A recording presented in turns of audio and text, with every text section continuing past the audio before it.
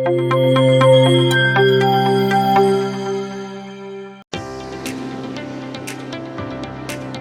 your love of nature and meet Sir Melvin D'Souza, the beekeeper of Goa.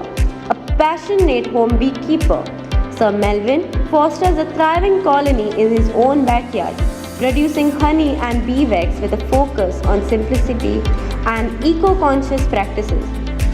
Delighted to share his knowledge, Sir Melvin welcomes those interested in exploring the world of backyard beekeeping. Hi, I am Melvin D'Souza, President of MAPSA, SADM MAPSA, Goa. I started beekeeping about 30 years ago. Done my training at Central Beekeeping Institute, Pune. Basically, I am doing a lot of training for schools, colleges, government departments, and the Central Training Institute, Pune. Benefits of beekeeping basically is we really do beekeeping for lots of pollination of flowers. And secondly, we also get pure honey. And we get also the byproducts of the beekeeping, that is wax. We get venom, bee propolis, and royal gel. These are the things which are sold in the market, and you fetch a good price for it. Secondly, the wax and all, we can make many byproducts of it. We can make candles, it's used for polishing furniture, it's used for various kinds of lip balm you can make crack seal creams and various cosmetic products with it.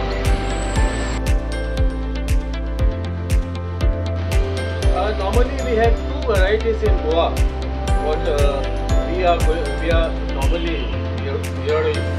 One is the Apis cerana indica, which is known as Sakate in local language.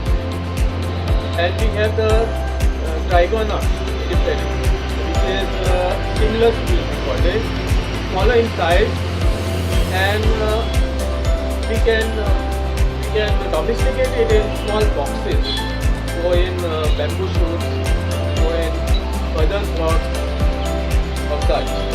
Now if you go to Apis cerana indica, which is a local variety, it can be captured in our forest area, and basically these bees make a small nest or hive, what we call it, in the cavities, hollow, semi-dark places, dark places. So those we can capture and keep them in boxes and wear them. Mainly, what boxes what we use in Goa are ISI A standard boxes or BIS boxes. Now these boxes are specifically designed for our region. We have three zones which are in India, which is the South Zone, the Central Zone, and the North Zone. Now the South Zone consists of Kerala state, the southern states. The Central Zone consists of Karnataka, Maharashtra, and Goa, and the top zone consists of all the Himalaya region. So accordingly also the bees vary. Now we have a bee size which is 6 mm for the southern zone.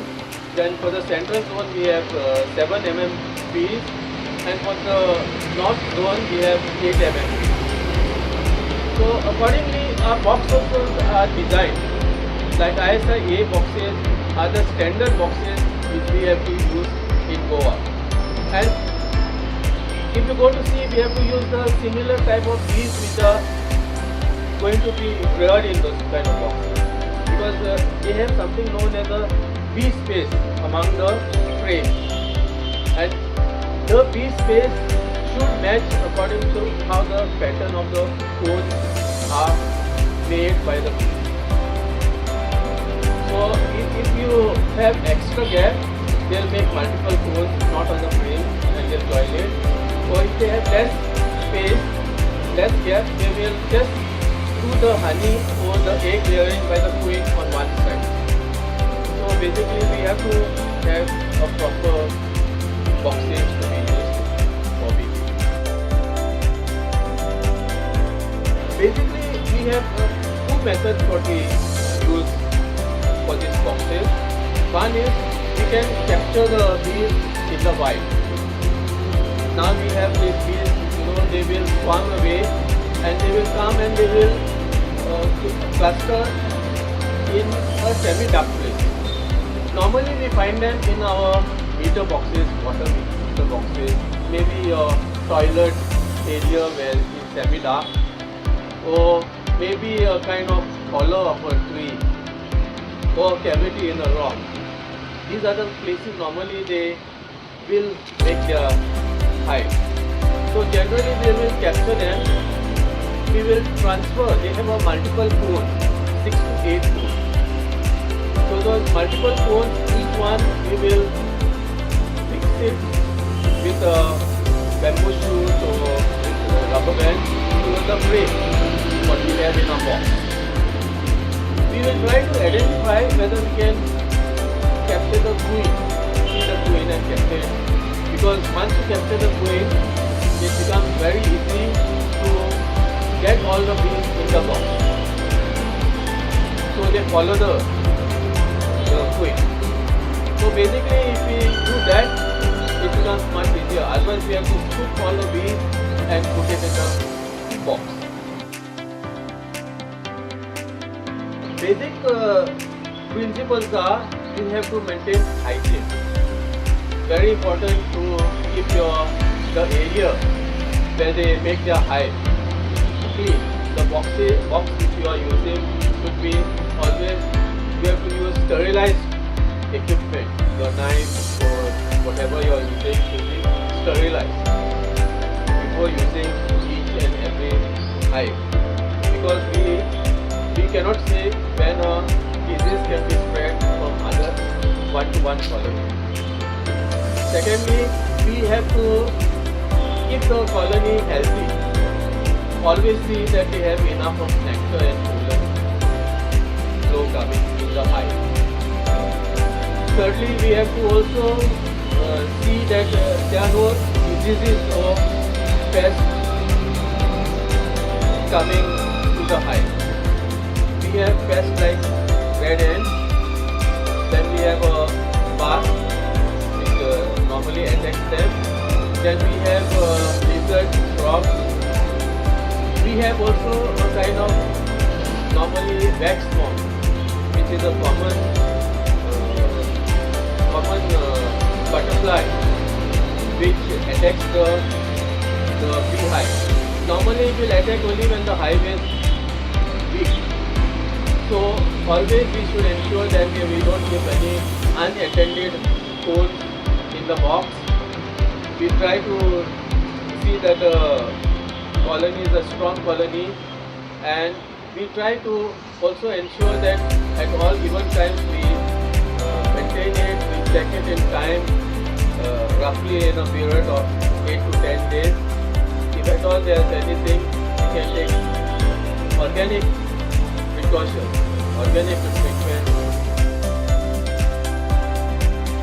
Basically the life cycle of the bees, a bee, normally we have 3 kinds of castes of bees. One is the queen, which is a single, only one queen in a colony.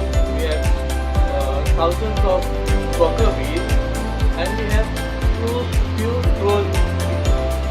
Basically now these bees, all the queen does the egg layering, and queen has a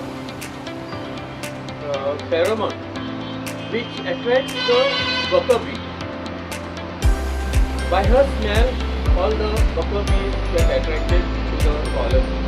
Whether they go for forage of nectar or pollen or water, they will always come by the smell of the colony. Secondly, we have worker bees which are again female but unsterile bees. And we have drones which are male and they are only present in the mating season when there is a queen cell and a virgin queen about to emerge from the colony.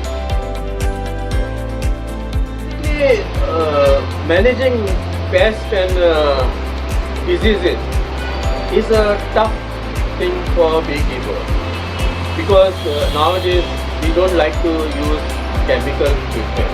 Normally chemical treatments are available, but normally now we are going to consume the honey in a raw form generally.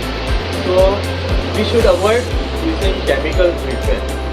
We have certain kind of treatments which are organic, which you use like sometimes when we give a sugar beet, when the nectar flow is not there, we put a small pinch of turmeric, which is antiseptic. That controls quite a lot of disease to be formed in the colony. And always we have to quarantine colonies brought in the apiary. Now if we are getting any colonies from out to our apiary, we will always quarantine the apiary about 50 meters away so that to generally keep a watch whether there are any disease for the colony. So if there are any disease for the colony, we have to get rid of the colony. We cannot mix it with the other colonies because by bees the disease can be spread very fast. Secondly, if we keep very clean practices, use sterilized equipment, do the work when you are handling the bees in a gentle and nice way, you will never have any disease coming to your body. Mistakes can take place. You have to find a good location. Location is very important for beehive. You need to have it in a place which doesn't get too hot, which has enough of nectar and pollen flow, and which can be away from any kind of pest. Or you have to use some kind of measures to see that the pests don't attack you. Like you have to keep the colony at a certain height so that you don't get this. Maybe you have to grease the stand or oil the stand or put the water bowls for the stand so that ants don't climb up. Then for wasp, we can use some kind of wasp traps which are available, which you can make yourself a wasp trap. And basically, otherwise you have to keep a watch on your colony on a weekly basis. Maybe sometimes once a day you can take a round and see if there are any pests or any infection for your colony.